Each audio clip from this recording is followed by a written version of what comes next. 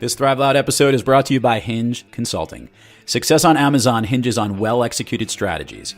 Contact Hinge Consulting to learn about total Amazon channel management and to see if your business has what it takes to grow over 300% over the next 12 months. That's Hinge Consulting at hingeconsulting.co. Hey Thrive Loud listeners, this is Allie. This is Kayla. And this is Kelsey. And we're the trio that really gets things done here on Thrive Loud. We have a great episode coming up today, but first we need your support. For starters, please subscribe to Thrive Loud on either iTunes or Overcast. If you're an iTunes listener, give us a rating and write what you like about the show. And if you're an Overcast listener, make sure to click that little gold star to recommend our show. If you want to learn more about future episodes, upcoming guests, and other great things happening with Thrive Loud, go to thriveloud.com and fill out the Get Connected form at either the top or bottom of the page. Thanks again, and let's get on with the show.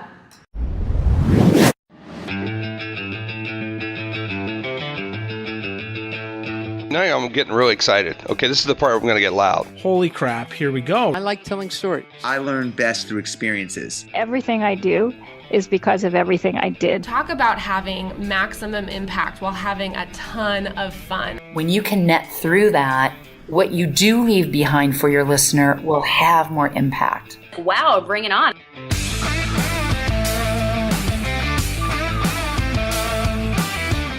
It's time to take an inside look at those that are taking their lives, their businesses, and their passions to the next level. Get ready to Thrive Loud with Lou Diamond. Welcome, everyone, to another episode of Thrive Loud with Lou Diamond, connecting you to the most inspiring and amazing people that are thriving each and every day. I'm your host, Lou Diamond. Today on Thrive Loud, we have the CEO of Cerius Executives, a serial entrepreneur, speaker, writer on numerous boards all over the place, and author of How I Fired My Boss and Made More Money.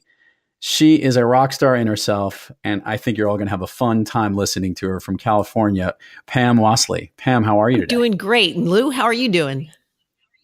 It's exciting to have you on Thrive Loud, mostly because we had some technical difficulties before we started. And now we're on. We fixed those, and here we are. So to the Thrive Loud community, we have Pam has an interesting role in her career, and I think what's really interesting is that she's a great storyteller, and what I think would be really great for the Thrive Loud community is how you and your partner decided that there was this need for C-suite execs and small businesses to be matched up, and how you recognize that they could tap into this, what you call the new gig economy. I want to hear about that and a little bit of your journey in your career, and I think that's where we'll start the ball rolling. How does that sound? Sounds great, Lou. And so just a little clarification. So both are on different ends of the spectrum. Should I just start in with Cerius or? Yeah. Yes, well, let's start in with Cerius and we'll work our way there. Sounds great. So Cerius, actually, because I am a serial entrepreneur, I'm always looking for the next thing. So after the telecommunications company, I decided to take a little bit of time off. I wanted to decide what I wanted to do next, what company, what invention, what was my next step in life. So I was taking some time off, and I was doing a little bit of consulting for my clients who figured I was bored, which they were correct. So I started doing a little consulting, and then 6 other executives came up to me and said, "Hey, we're starting this company. We want you to be part of the founder group and, join us." So that's what happened. I did join them. And so in 2005, we actually raised some capital and started Cerius, and we were called Cerius Consulting at the time. Well, the interesting thing was I didn't like that model. I didn't like consulting. I knew there had to be a better model out there. So I have to admit, why didn't you like the consulting model? Just out of curiosity. Because back in 2005, a lot of consultants were getting a bad rap. They, a couple things, but clients didn't know how to use them properly. They expected more out of them than they should have. I mean, it was a bad atmosphere as far as really being successful. And these were executives. I mean, we we got a group together right away of about 65 executives that were really good at what they were doing in their past and wanted to do some consulting. And it was hard to get clients to allow them to do that. They just wanted a consultant to come in and assess, but not actually execute. Okay. So I started looking around for this model. And again, I stole the model from Europe. They've been doing it for like 85 years or so. And I thought, wow, this would be great to bring to the United States because, now we get to not only assess, but we get to execute and help these companies. So that's what we did. So in 2008, we rebranded, became Cerius Executives. And it's kind of the history's been written since then. And we now have over 8,500 executives across the United States and Canada that we place today on interim and part-time gigs. That's great. Awesome. So how did that lead to the Cerius piece is what you started there, but then obviously through your career in lots of different places, you were doing entrepreneurial stuff, you were writing. Talk to me a little bit. I'm actually really interested because I love the title of your book. I've always thought it's maybe the best title I've ever heard. Can we talk about how you led in that path and becoming a writer and telling the story that you did? Yeah, I actually started writing because a lot of our customers had the same questions. They had the same concerns, the same issues. It doesn't matter what the size of the company was. A lot of them had some of the same things going on. And so I thought, okay, well, I think I'll start writing about some of these issues, citing case studies and what happened, et cetera, et cetera. So that's how I started writing. So I was in, some magazines, Entrepreneur, Forbes, Fortune, and that was kind of fun. I really enjoyed writing. But how the book came about was since 2005, and now that we have so many executives, I'm telling you, every single executive that's ever come on board with us has the same questions. How do I get started? Yeah. How do I incorporate? How do I keep clients? How do I get clients? How do I come up with a price to price out my services? I mean, how do I write up a contract to give the client? I mean, all these questions came from all these executives and they've been asking them for years.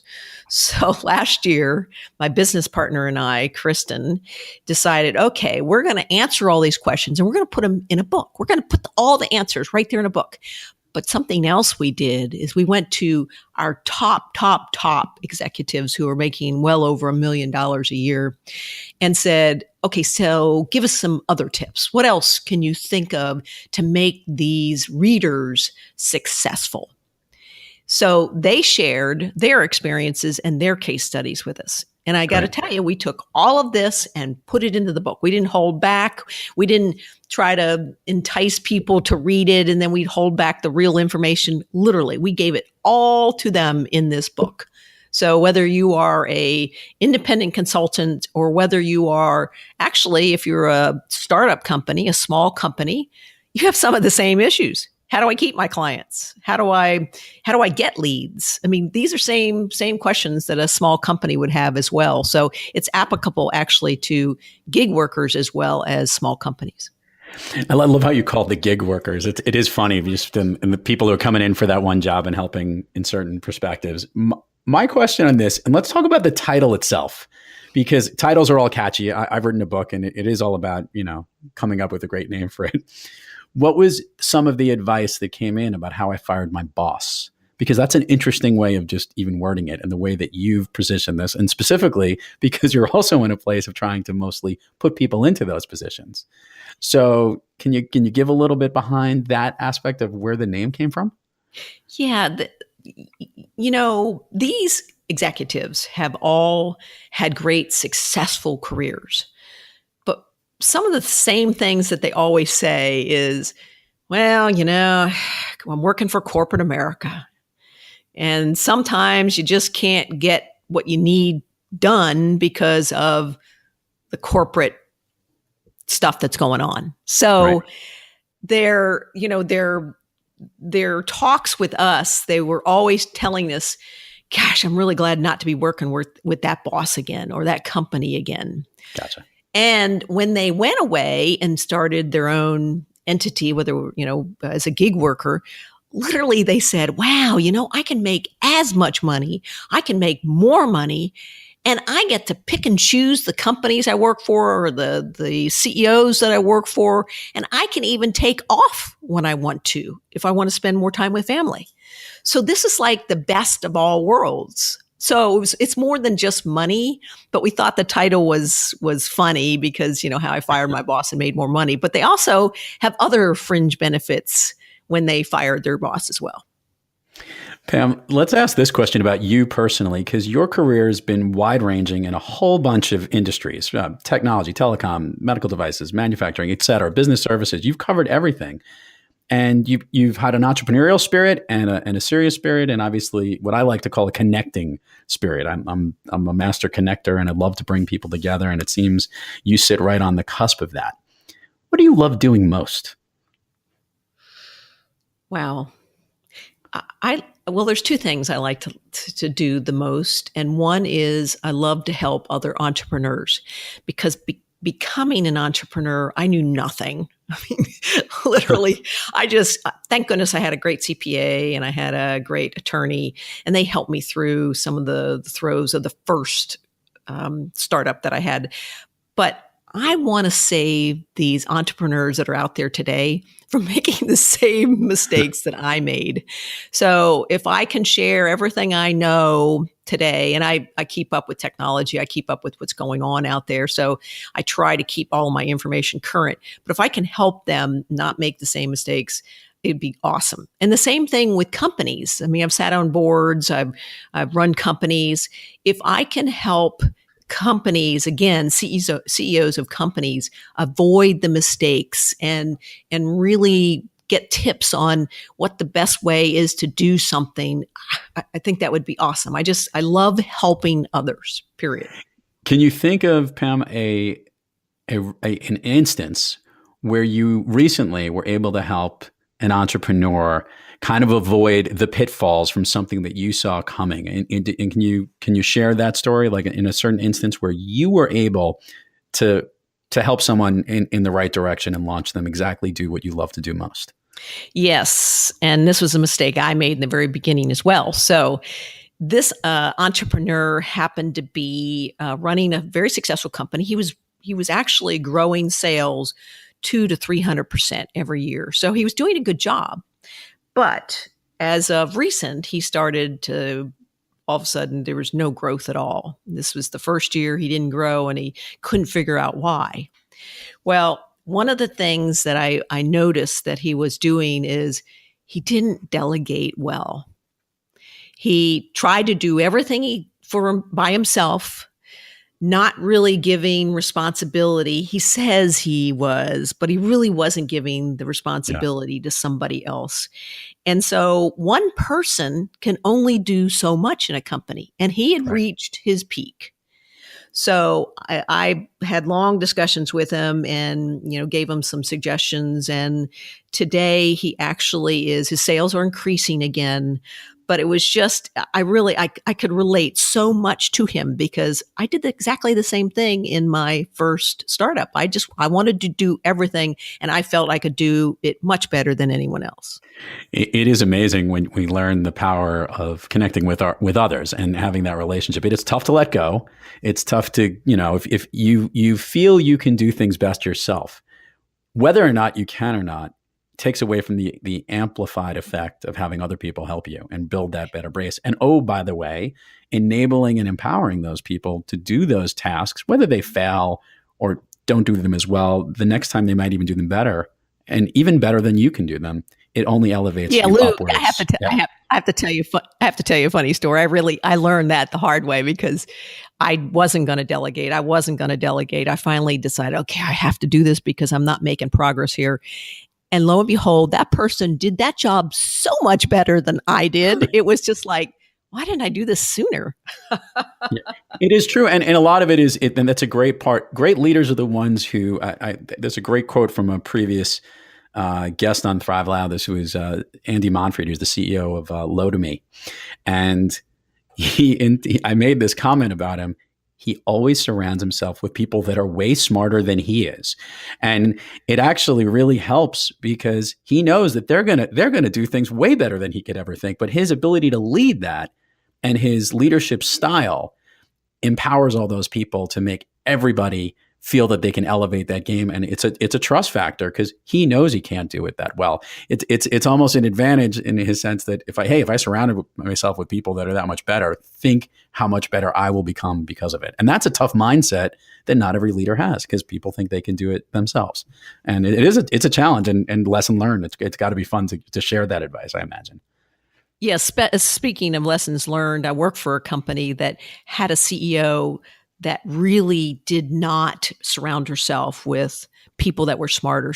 In fact, she went out of her way to make sure that the people she hired weren't as smart as she was because she wanted to control everyone. And how did that work out? The company finally went bankrupt. Yeah. And I have to attribute the problems that they had inside that corporation to the CEO because she didn't admit that there was somebody out there that was smarter or wouldn't hire anybody that she thought was smarter. So true. So this is a question I love to ask all the guests on Thrive Loud. And it's poignant specifically for someone like you that has been able to position herself as a leader in so many different ways. So the question is, who do you turn to when you're having trouble thriving? Basically, I love to say, who's the sensei that's your go-to to get you back on the thriving track? Well, I finally got smart. And by the way, one of the things I love about Cerius is I get to surround myself with people who are a whole lot smarter than I am. So when I need really top talent, I go to obviously my database of people because, we brought them on because they were smart and really good at what they do. So I'm using those resources. But to tell you the truth, when I just need to sit down and talk through something with someone else, I will go to, I belong to a group of CEOs. We get together once a month and we help each other. We hash out what's going on, whether it's just, two people getting together or actually in our group, there's 15 members, but we can just meet one-on-one. But I really love those sessions because number one, I figure out, oh gosh, I'm not the only one that's having that problem. And two, when I do have an issue, I'm telling you, I get myopic in my business. So they come at it from an outside perspective that I absolutely would not have. So they can usually give me the answer. That's great.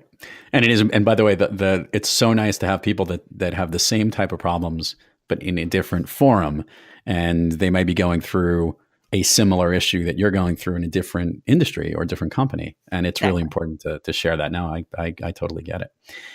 Of the things that you do with all the different companies, I thought about this and I want to talk about this from the way that the people that you've helped put in these executives that you've spoken to and the people that you've learned a lot of those quotes that you pulled in from the book.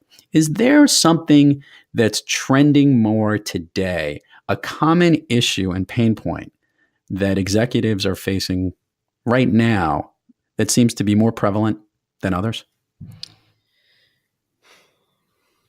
I always ask tough questions, Pam. I just want you to know that.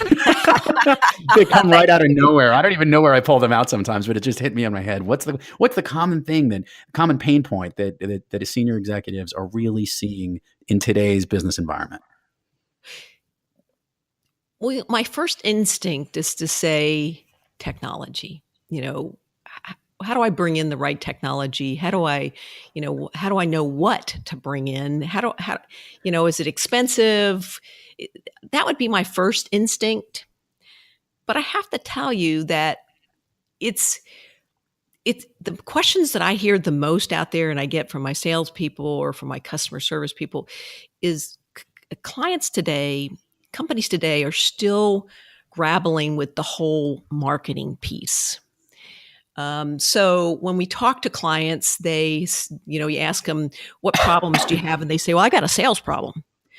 And you say, okay, so is it, you don't have the right people, you don't have the right comp plan, well, what is it? Well, it's all of those things. So the next question out of our mouths is, so what do you do for marketing? How do you bring in leads to your salespeople? Well, what do you mean? uh, well, yeah, we do a little bit of, we have a brochure, we have a website. No, marketing, real marketing, where it actually generates leads to your salespeople. We don't have that. That is really the thing that I see most companies struggling with today, because they still think they put people out on the street, they make those cold calls, they do that networking, they have to bring in all those leads. What I'm telling you, if you use technology today in your marketing, it's so easy to bring in leads, at least bring in half of your leads to your salespeople without them having to go out and get it. I mean, it really, I can't say it's easy to get started, because it's not. It takes patience. But once you have it going, I mean, literally, that's just a machine that keeps feeding your salespeople to the point where you have to keep adding salespeople because there's so many leads coming in the door. So that's what I see companies really struggling with. They don't know what to do with marketing. They're still thinking it's just a brochure. Yeah, I agree with that. I think there's so many advantages in technology today in different forums. I'll even say that this is a forum. One of the jokes that people have made to me about podcasting is that I've had CEOs like yourself come on the show, and it gets out to the audience, and we'll use social media to send it out. And an inbound call came in about somebody's clients and services because they heard somebody on this show as a podcast. And never would they have ever thought that being a guest on a podcast would be that direct. But in today's environment, the way that social media, the way that technology works and how you can communicate, it can be. And it's really interesting because there's other channels. And you're right, it's not just a brochure in marketing. It's what your web presence is, what the email communication is. And there's so many formulaic ways of doing it, how you get a handle of that and how you're able to optimize it. That's the key. I agree with you that it's the biggest challenge that people are seeing is to figure out which channel to go down or which is the most effective way to do it, but how to optimize and maximize it without going down the wrong rabbit hole, whether, too many networking events or too many trade shows, or like you say, going out and doing things the hard way, doing things the smart way is what I think the challenge that I agree with you that most companies are dealing with in the marketing space. So we're on the same page. And it's not, people also think it's too expensive. And, our philosophy is there's a book out there called Lean Startup. We use the lean process in everything we do, including marketing.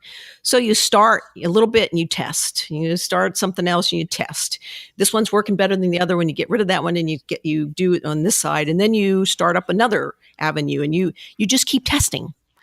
Yeah. And I have to tell you, it doesn't cost a lot of money. It costs a lot of patience because you have to be patient. But I have to tell you, it will give you a lot more leads, a lot more sales in the long run than really expecting your salespeople to go out and have to bring in all the business themselves. Awesome. Let's talk about what Pam Wasley loves to do for fun here. Give me some of the non-work related things that you do to help to make your life more enjoyable and more fun. What are some of the fun things that Pam does when she's not doing the gazillion things she's doing at all these different companies? One of the things I love is the outdoors. I'm an outdoors person. I mean, I live in California, so that tells you something right there. So whether it's biking, whether it's hiking, whether it's backpacking, whatever it is, it's going to the beach, it's outside. And that's what I truly love to do. And I was talking to somebody the other day, and we were talking about how when you get out in nature, whether it's, the ocean in the background or the mountains in the background, you can actually unclutter your mind. And as you unclutter your mind, oh my gosh, the ideas that come to your head, you actually can think clearer than if you're in the office being bombarded by all these things that are happening every day. So true. And so important. And I'm laughing at the time of recording this. We just got over a cold spell here in the Northeast that was so numbing. You did. that my dog didn't even want to go outside. I mean, it was one of those things. You literally would look and say, really? I'm not going out there. Yep. So Pam, give all of the plugs and all the places that people could find you, learn about your company, learn about your book. This is your chance to give all the plugs, which we will put all those links on our show notes for this particular episode as well. So the link is getcerius.com/3 Thrive Loud. And the cool thing about that site that you'll go to, that will take you directly to a page that gives you a choice of whatever gift you want. We want to thank all of your listeners for listening to your podcast today. So we give you a download of the book, and that's a PDF, or we send you someplace where you can go for an ebook for 99 cents, or you get tips on how to strengthen your operations, make yourself more profitable. We also have one on how to increase sales. So there's a ton of great stuff up there. And if you want 1, 2, or all 5 gifts, feel free. That is awesome. I love any gift that I ever receive. And the fact that I have now guests giving gifts on my show, which is awesome. So we will definitely have this link. We will plug it and we will make sure that it's spread across all social media so that when this episode airs, that everyone will have a chance to partake in that. And Pam, I love that tactic. Really effective. I like it. Get a chance to get a free gift. All right. I'm in. I'm totally there. Okay, so Pam, the signature question on Thrive Loud, I'm actually interested in see how you go on this because I'm not sure you had the heads up. So let's see. Pam Wasley, what's your all-time favorite movie? Oh my gosh. I can't really tell you that. I will. I can give you my most favorite book, though. Okay, we'll go there. Give us your which you might find interesting. I mean, this is definitely not something of recent, but my favorite book is The Fountainhead. Oh, a classic. They weren't a yes man. I mean, he was an entrepreneur himself. And I don't know, I could just really relate to the guy. It was just a great book. And I must have read it now 5 or 6 times. I just really, really like it. And the author's Ayn Rand. So this is really funny. There are 2 books that I had to read in high school that I reread as an adult. The Fountainhead was one. The other was Catcher in the Rye. Just because I could not remember half the story. I said, you know what, I'm going to go back and read that because I didn't appreciate it as much when I was, younger and in high school. But The Fountainhead was it as well, mostly because I think I really got to appreciate the mindset that the book was trying to communicate, and totally with you on that. Look at this. We've gone from the regular movie to the intellectual side. So I'm always a fan of that, Pam. Thank you you brought free gifts, and now you've also brought the opportunity for me to start reading again. So, but I always used to ask the movie question, mostly because you can learn a lot about the way people, when they see movies, something about them that connects about those characters. And when it comes to connecting, which we're always here to make people connect to thrive, something about the movie gets us elevated, and books can do that too. I just happen to watch more movies than I read books. That's why I can give you the genre. I can tell you it's science fiction. It's future. It's all about what's going to happen in the future and what technology that's coming down. So any movie that comes out and is of the future, I'm right on it. I like it. Pam Wasley, this was a lot of fun and very educational at that with this, and I'm very excited for you. So, you keep thriving loudly, and so glad to have you on the show. Thanks, Lou. Appreciate you having me on your show today. It's been a lot of fun. It's been awesome. And to all the Thrive Loud listeners out there, thank you for joining us. And until next time, keep thriving onward and upward. And remember, be brief, be bright, be gone. You've been listening to Thrive Loud with your host, Lou Diamond. Make sure to subscribe on iTunes, Overcast, or wherever you get your podcasts. And follow us on Twitter, Facebook, and Instagram at Thrive Loud. Or find us on the web at thriveloud.com.